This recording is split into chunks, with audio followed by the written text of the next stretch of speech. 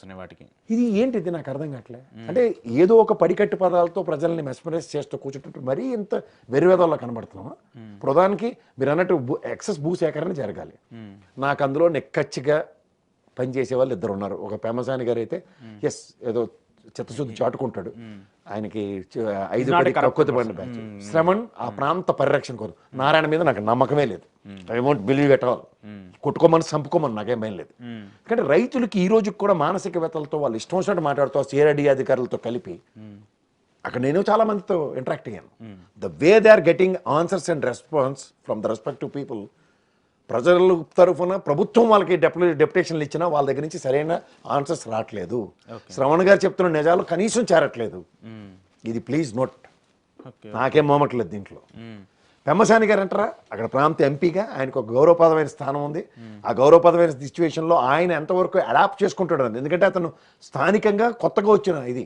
గతంలో జయదేవ్ గారు అనుకోండి, ఆయన కంటిన్యూ అయితే స్థానికం మీద పూర్తి అవగాహన ఉంటుంది. గతంలో మీరు గల్లా జయదేవ్ గారిని జాగ్రత్తగా గమనిస్తే అమరావతి ఈ ఉద్యమ నేపథ్యంలో అరెస్ట్ దాకా వెళ్ళాడు, చాలా తిప్పలు కూడా పడ్డాడు ఆయన. అలాంటి వ్యక్తి కాదని పెమ్మసాని గారిని వాళ్ళు రీప్లేస్ చేశారు. అంటే ఉద్యమ నేపథ్యంలో పెమ్మసాని గారికి అంత అనుభవం ఉందా లేదా అంటే పేపర్లు చదివి అవన్నీ దిక్కుమాల పేపర్లో దైదికోటి న్యూస్లో వచ్చేవన్నీ అర్థం పర్థం లేనివి, అసలు వాస్తవానికి దగ్గరగా లేకుండా. ఇప్పుడు ఆయనకి తెలుస్తుంది రియాలిటీ ఏం జరుగుతుంది. రియాలిటీ తెలిసినప్పుడు నాకున్న ముగ్గురులో ఇద్దరు కరెక్ట్ ఉన్నారని నేను ఒప్పుకుంటా. ఇప్పుడు వీళ్ళైనా సరే స్వచ్ఛందంగా రైతుల పట్ల చిత్తశుద్ధి చాటుకోగలిగితే, స్థానికత మీరే కదా, నారాయణ అంటే నెల్లూరు నుంచి వచ్చిన బ్యాచ్, నెల్లూరు చేపల కథ వేరు. కానీ ఇక్కడ శ్రవణ్ కర్త కర్మక్రియ 34,000 ఎకరాలు. నాకు తెలిసిన నాకున్న ప్రాథమిక అవగాహనలో చెప్తున్నా, స్థానికతను జస్టిఫై చేసుకుంటారు. రోజు అమరావతి రైతుల యొక్క త్యాగానికి నిలువెత్తు నిదర్శనం శ్రవణ్ గారే. పెమ్మసాని గారికి ఇప్పుడు గుంటూరు ఎంపీగా ఖచ్చితంగా ఆయన కమిట్మెంట్ ఉంటుంది. సో దీంట్లోంచి వచ్చే అవుట్కమ్ మీద నాకు ఎక్కువ కావాలి. కానీ ఇక్కడ కమర్షియల్ యాక్టివిటీ క్రియేట్ చేస్తున్న నారాయణ మీద, సిఆర్డి అధికారుల మీద అస్సలు నమ్మకం లేదు. మోర్ ఇవాళ ఫస్ట్ ప్రయారిటీలో ఇక్కడున్న 34,000 రైతులకి ఏదైతే ఎకరాల భూమి ఇచ్చిన వాళ్ళకి సముచిత న్యాయం జరిగిన తర్వాత ఈ శీతాకాల సమావేశాల్లో శాశ్వత క్యాపిటల్ అమరావతి అని డిక్లరేషన్ కనుక జరిగితే as there way be a vital opening. But ఇవాళ ఏదో బ్యాంకులు 10 ఇక్కడ తీసుకొచ్చాం, ఇన్సూరెన్స్ కంపెనీలు వస్తాయి, ఈ పెట్టకథలకి మాత్రం ఫస్ట్ సీడ్ క్యాపిటల్ రోడ్డే లేదు అక్కడ. ఎక్కడి నుంచి కరకట్ల మీద ఉన్న ఆల్రెడీ జడ్జిలు వాళ్ళు తీవ్ర మానసికవేత్తలకు ఎదురుపడుతున్నారు. ఇబ్బంది అవుతుంది.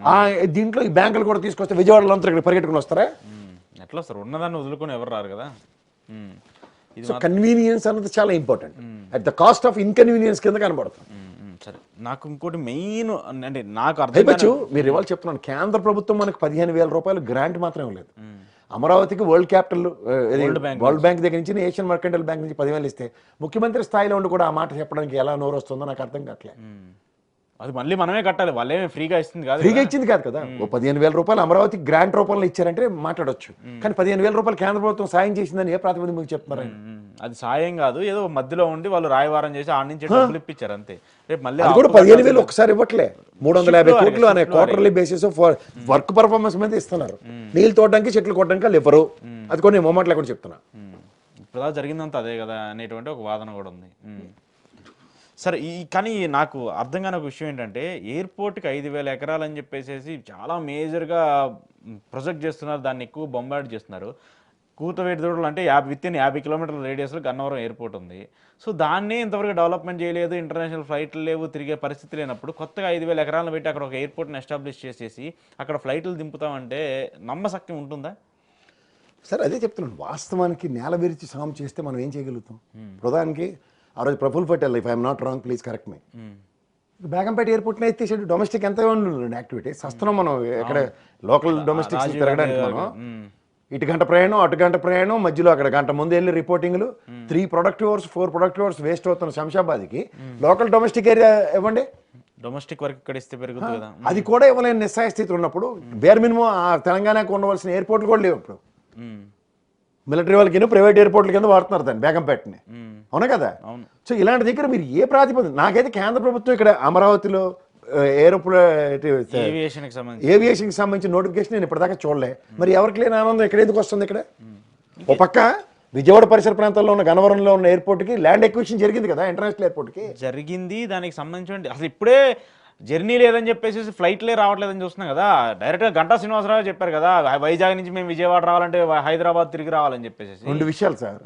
మీరు నిన్న కాక మొన్న సింగపూర్ వాళ్ళతో వైబుల్ గ్యాప్ ఫిల్ చేసుకుంటూ ఫ్లైట్లు రన్ చేయమన్నారు.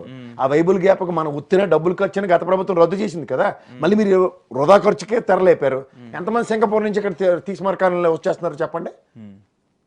సింగపూర్ కన్సల్టేషన్ ఉన్నప్పుడే మీరు వైబుల్ గ్యాప్కి ఎంతంత డబ్బులు తగలబెట్టారు విత్ స్టాటిస్టిక్స్ ఉన్నాయి. అంటే ఆర్భాటాలతో ఎన్నాళ్ళు మనకి కాలక్షేపం. 2 ఏళ్ళ దగ్గర అయింది, 18 నెలల పైచీలకి అయింది. కేవలం ఆర్భాటం తప్ప ఇంకేం కనబడుతుంది?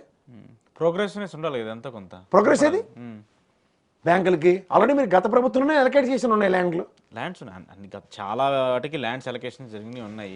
ఆర్బీఐ సంగతి మాట్లాడకుండా గౌరవ ఆర్థిక శాఖ మంత్రి, జాతీయ ఆర్థిక శాఖ మంత్రి నిర్మలా సీతారామన్ గారు వచ్చినప్పుడు ఆ ఫ్రంట్ ఎండింగ్ ఫ్రంట్లో మీరు ఆర్బీఐ గురించి ఆలోచించకుండా 35 బ్యాంకులు వస్తాయి, ఇన్సూరెన్స్ కంపెనీలు వస్తాయి, ఏంటండి ఈ పెట్టకథలు? అట్లీస్ట్ ఒక కన్సర్న్ లాగన్నా మాకు ఆర్బీఐని నెక్స్ట్ టర్మ్లో ఇక్కడ ఎలకేట్ చేయండి, ఇక్కడ బిల్డింగ్ కట్టడానికి మీరు, ఎందుకంటే అది కేంద్ర ప్రభుత్వానికి సంబంధించిన ఒక సంస్థ కదా, వాళ్ళ రెస్పాన్సిబిలిటీ తీసుకుని. కానీ అక్కడ నిన్న జరిగిన కార్యక్రమంలో గౌరవ ముఖ్యమంత్రి గారు కానీ, లేకపోతే పవన్ కళ్యాణ్ గారు ఉప ముఖ్యమంత్రి స్థాయిలో కానీ, లేదా నిర్మలా సీతారామన్ గారు ఆర్థిక శాఖ మంత్రిగా కానీ, ఒక ఆర్బీఐ పట్ల కానీ, లేదా శాశ్వత రాజధాని పట్ల కానీ స్టేట్మెంట్స్ ఏమైనా ఉన్నాయా? లేదు. ఏంటండి అది? ఆలోచించుకోమండి రైతులకి. When RBI comes automatical the remaining banks అన్ని కూడా అక్కడ ఎస్టాబ్లిష్ అవడానికి స్కోప్ ఉంటుంది కదా. స్టేట్ ఫంక్షనింగే మారుతుంది కదా సార్. అవును, అది మాత్రం జరగలేదు. కానీ నాకైతే డౌట్ ఇదే, సెకండ్ క్యాపిటల్ అని సెకండ్ దెబ్బ గ్యారంటీ. హైదరాబాద్ మీద ఎప్పటి నుంచో వస్తుంది ఆ వాదన ఉంది, మరి ఆ సెకండ్ క్యాపిటల్ పేరుతో ఇక్కడ ఇంకేం జరుగుతాయో అదొక పెద్ద తెలియని విషయము. ఇంకొకటి సార్, ఇప్పుడు గతంలో ఇదే అమరావతికి సంబంధించి 2వ విడత భూసేకరణ చేస్తానంటే నేను పవన్ కళ్యాణ్ గారు నేను అడ్డు చెప్పారు, అయిపోయిందని చెప్పేసి వచ్చాయి. మరి ఇప్పుడు పవన్ కళ్యాణ్ ఆమోదించి 2వ విడత భూసేకరణకి తీసుకుంటున్నారా?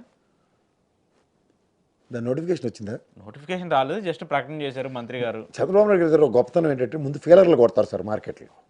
ఆ ఫెయిలర్ల నుంచి ఒక అవుట్కమ్ డెరైవ్ అయిన తర్వాత నెక్స్ట్ స్టెప్స్ ఉంటాయి. Present it is not a cake walk.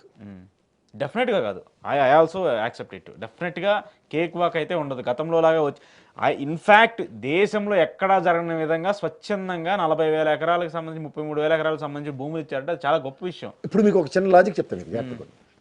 గతంలో తెలుగుదేశం సపోర్టుతో ఒక అమరావతి ఉద్యమం అని ఒక అపవాదం ఉంది, నిజం అనుకుందాం, what ever you name it as end of the day.